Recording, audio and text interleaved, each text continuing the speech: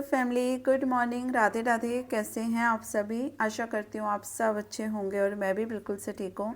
तो friends, morning का time है, अभी सुबह सुबह का टाइम है और दिन बताऊँ तो दिन है आज फ्राइडे का। और आप बाहर का नज़ारा देख सकते हो, इतना ज़्यादा कोहरा छाया हुआ है। अब तो थोड़ा सा उजाला हुआ है ना, तो सामने के जो घर हैं फ्रेंड्स वो दिखाई दे रहे हैं। नहीं तो जिस टाइम हम उठे थे 5:30 बजे के करीब, उस टाइम तो कुछ भी नहीं दिखाई दे रहा था, इतना ज़्यादा कोहरा छाया हुआ था। देख सकते हो फ्रेंड्स, जो तुलसी जी पे मैंने चुन्नी ढकी हुई है उस पे आप देख सकते हो छोटी छोटी ओस की आपको बूंदे दिखाई दे रही होंगी। मेरे पास 2 तुलसी जी हैं, तो जो छोटी वाली तुलसी जी है ना, वो बड़ी वाली तुलसी जी के मतलब नीचे मैंने ओट में रखी हुई हैं, तो वो बिल्कुल ठीक हैं। और जो ये मेरी बड़ी वाली तुलसी जी हैं, इनके ना डेली पत्ते दिखते हैं, मतलब फ्लोर पे गिरे हुए, मतलब हरे हरे पत्ते, मतलब अपने आप ही ना झड़ रहे हैं ठंड के मारे।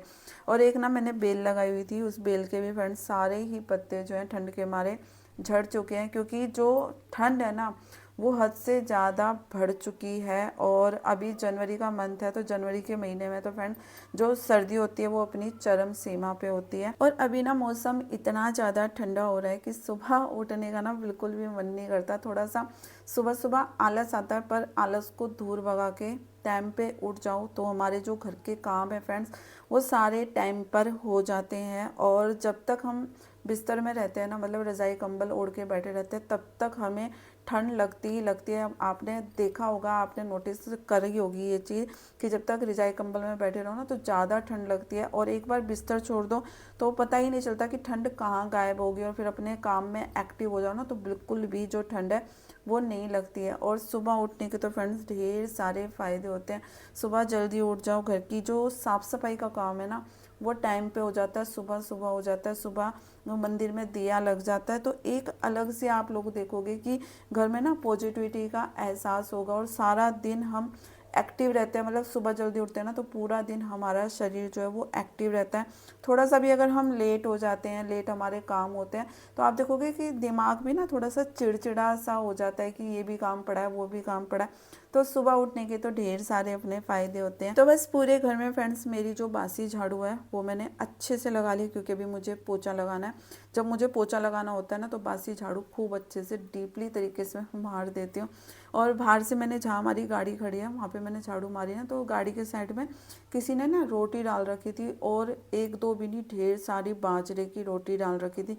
क्योंकि सुबह सुबह ना लोग घूमने जाते हैं, तो क्या करते हैं, हमारी गली में इतने ढेर सारे कुत्ते हैं। और फ्रेंड्स ये रोटियों के तो ना ये बिल्कुल भी मुंह नहीं लगाते हैं। इन्हें ब्रेड दे दो, बिस्किट दे दो, ये खुश होकर खा लेंगे, पर रोटी बिल्कुल नहीं खाते हैं। पर जो राह चलते लोग हैं ना फ्रेंड्स, रोड पे डाल देते हैं रोटी, और यूँ भी नहीं देखते हैं कि आप बीच रोड पे रोटी डाल रहे हो तो ये किसी के पैरों में लगेंगी। आप ठीक है कुत्तों को डाल रहे हो तो आप साइड में डाल दो, अगर कुत्ते खाएंगे तो ठीक है, नहीं तो गऊ माता खा लेंगी। तो सबसे पहले मैंने जो बाजरे की वो रोटी के टुकड़े थे वो सारे मैंने उठा के और मैंने साइड में रखे। और उसके बाद पूरे घर में बाहर तक जो झाड़ू का काम है वो मेरा हो चुका है। और जहाँ मेरे गमले रखे हैं फ्रेंड्स, जहाँ मेरी तुलसी जी विराजमान है, वहाँ पे मैंने झाड़ू नहीं लगाई थी। वहाँ पे मैंने क्या करा, क्योंकि ना ओस टपक रही है तो पूरे फ्लोर पे ग्रिल पे इतना ज़्यादा पानी हो रहा था कि मैंने 2 बार अच्छे से अपने पोछे को निचोड़ा, और मैंने बाहर से अच्छे से जो क्लीनिंग का काम है वो मैंने कर दिया था। तो बस बाहर से पोछा लगाते हुए अब मैं पूरे घर में जो पोछा है वो मैं लगा लूँगी। और आज फ्रेंड्स एकादशी है, तो मेरा एकादशी का भी आज फास्ट है। तो एकादशी होगी, पूर्णिमा होगी, या कोई भी फेस्टिवल होता है तो उस दिन तो मेरी सुबह ही मेरी कोशिश रहती है कि पूजा पाठ करने से पहले मैं अपने अच्छे से घर की जो साफ़ सफाई का काम है वो मैं कर लूँ। और थोड़ा सा आज एकादशी है तो पूजा पाठ करने में थोड़ा सा मुझे टाइम लगता है। और अभी मैं अपनी माला जाप वगैरह भी मैंने नए साल से स्टार्ट करी है, तो थोड़ा सा पूजा पाठ में मेरे को टाइम लगता ही लगता है। तो चलिए फ्रेंड्स, मैं नहा धो के साफ़ सफाई पूरे घर की मेरी हो चुकी थी, तो मैं सीधा नहा धो के आ गई हूँ अपने मंदिर में, अपने ठाकुर जी के पास। तो बस यहाँ पे मैं कान्हा जी के लिए 1 लोटा जो जल है गरम करके पानी में लेकर आई हूँ, क्योंकि फ्रेंड्स गर्मी में ठंडे पानी से और सर्दियों में गर्म पानी से ही जो कान्हा जी को स्नान वगैरह है वो मैं करवाती हूँ। और साथ में मैं करवाती हूँ फ्रेंड जो मेरे शालीग्राम भगवान जी हैं उनको भी स्नान करवाती हूँ। तो बस आज एकादशी है, वैसे तो एकादशी पे ना कान्हा जी को पंचामृत से स्नान करवाती हूँ। जब ज़्यादा ठंड होती है तो मैं नहीं करवाती हूँ पंचामृत से स्नान, क्योंकि उसमें दही, दूध, शहद, तो ये सब चीज़ें जो होती है ना ये ठंडी रहती हैं।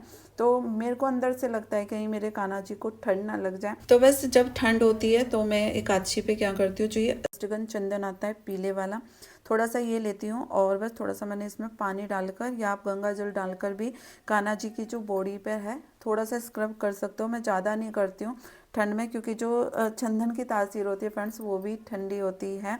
तो बस यहाँ पे मैंने कान्हा जी को मैंने स्नान करवा दिया था, उन्हें मैंने नैपी भी बना दी थी। और यहाँ पे बना रही हूँ फ्रेंड्स मैं अब कान्हा जी को जो वूलन ड्रेस है वो। और ये ड्रेस फ्रेंड्स मैंने परसों बनाना स्टार्ट करा था इस ड्रेस को, और कल रात को ना मैंने इसको पूरा करा था। तो जो भी विंटर ड्रेस होती है मैं कभी भी बाजार से नहीं लाती और मुझे पसंद भी नहीं आती है। मैं अपने हाथों से कान्हा जी के लिए ड्रेस बनाती हूँ। और मेरे ना अब की बार मन में भी था कि एकादशी पे मैं अपने ठाकुर जी के लिए ड्रेस बनाऊँ, इनको मैं न्यू ड्रेस धारण कराऊँ एकादशी पे। तो मुझे 2 दिन लग गए थे फ्रेंड्स इस ड्रेस को बनाने में। और अब की बार ना सर्दियों में मैंने कान्हा जी के लिए कोई भी ड्रेस नहीं बनाई थी। और अभी बसंत पंचमी भी आ रही है, तो बसंत पंचमी पे भी मैं कान्हा जी को न्यू ड्रेस ही बनाती हूँ। मतलब जो भी फेस्टिवल वगैरह होते हैं ना तो कान्हा जी के लिए न्यू ड्रेस ही मैं, मतलब सर्दियों की तो मैं अपने हाथों से बनाती हूँ, गर्मियों की मैं बाजार से लाती हूँ। तो चलिए यहाँ पे देखिए मैंने अपने लड्डू गोपाल जी को रेडी कर दिया है, हल्की फुल्की ज्वेलरी वगैरह बना दी थी। तो अब इनको मैं सिंहासन पे जो है विराजमान करवा देती हूँ। और आप लोग देख सकते हो मेरे लड्डू गोपाल जी कितने प्यारे लग रहे हैं। और ड्रेस कैसी लग रही है आप ज़रूर से मुझे बताइएगा। और आप लोग कहोगे तो मैं मेरे ठाकुर जी की जितनी भी विंटर ड्रेसेज हैं आप लोगों के साथ ज़रूर से शेयर करूँगी, जो कि मैंने ही बनाई है अपने हाथों से। और देखिए नज़दीक से कितने प्यारे लग रहे हैं।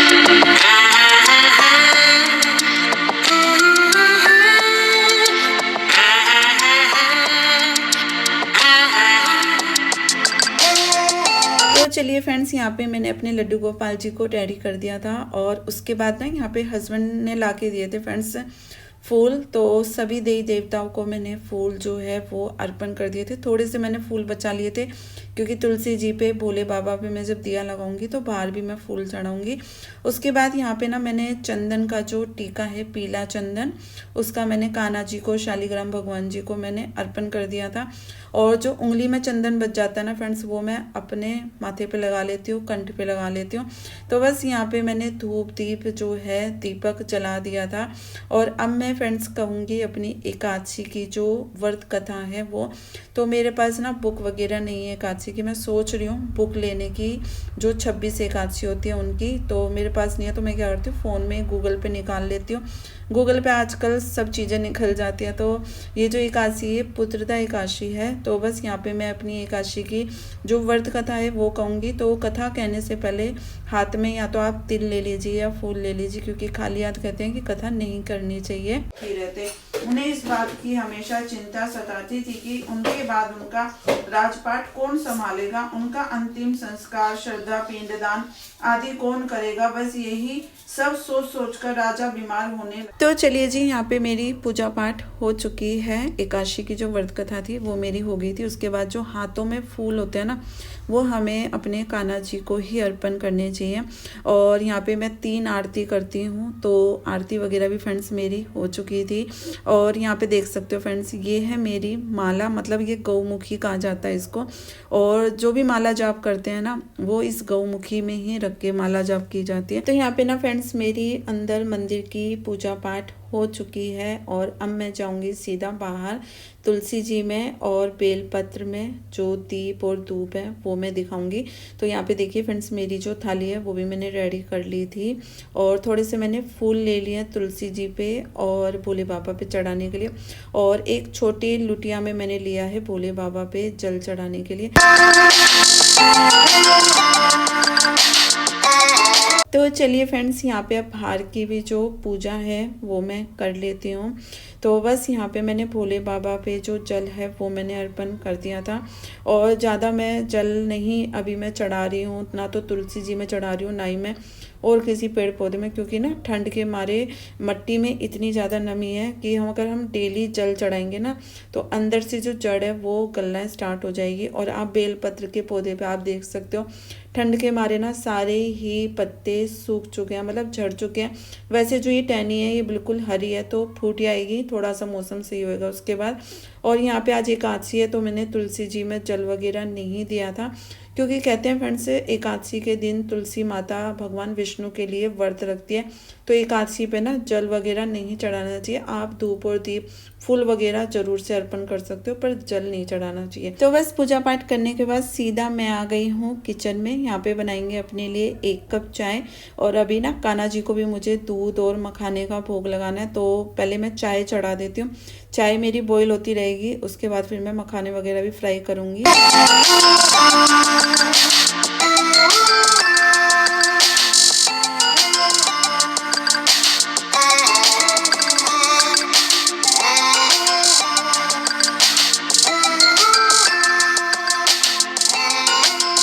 तो चलिए फ्रेंड्स, यहाँ पे एक तरफ मेरी चाय बॉईल होती रहेगी स्लो फ्लेम पे, दूसरी गैस पे मैंने ट्रांसफ़र कर दिया, और यहाँ पे मैं फ्राई करूँगी थोड़े से मखाने।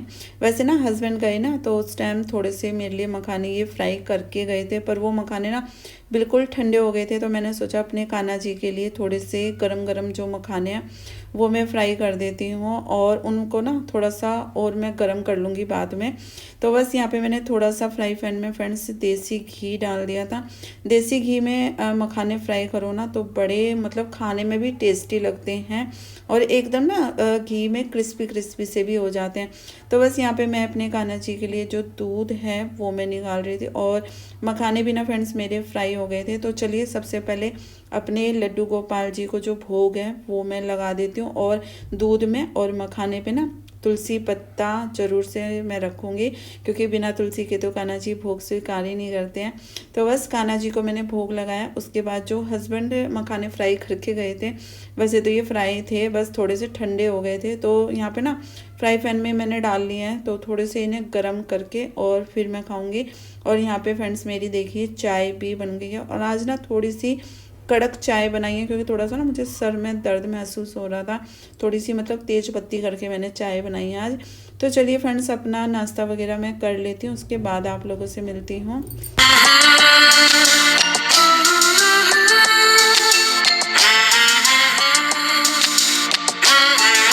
तो चलिए जी, नाश्ता वगैरह मेरा हो गया था, नाश्ता करा, उसके बाद अपना किचन मैंने क्लीन करा, जितने भी बर्तन वगैरह थे वो मैंने सारे करे, और मेरे कपड़े भी धुल गए थे। तो बस मैं आ गई हूँ सीधा कपड़े डालने के लिए छत के ऊपर, और ज़्यादा तो कपड़े नहीं थे, 1 बकेट ही कपड़े थे, और आज धूप तो बिल्कुल भी नहीं निकली। पर यूँ है कि मतलब ये कपड़े ना शाम तक हल्के फुल्के फरकाले हो गए थे, सूखे नहीं थे। फिर मैंने क्या करा, शाम को ना मैंने इन्हें नीचे डाल दिया था बरामदे में। तो बस चलिए फ्रेंड्स, आज का व्लॉग मैं यहीं पे एंड करती हूँ। आई होप आपको मेरा आज का व्लॉग पसंद आया हो तो लाइक कर देना। चैनल पे जो भी न्यू है चैनल को प्लीज़ सब्सक्राइब करना। मिलेंगे नेक्स्ट व्लॉग में। Take care, bye bye.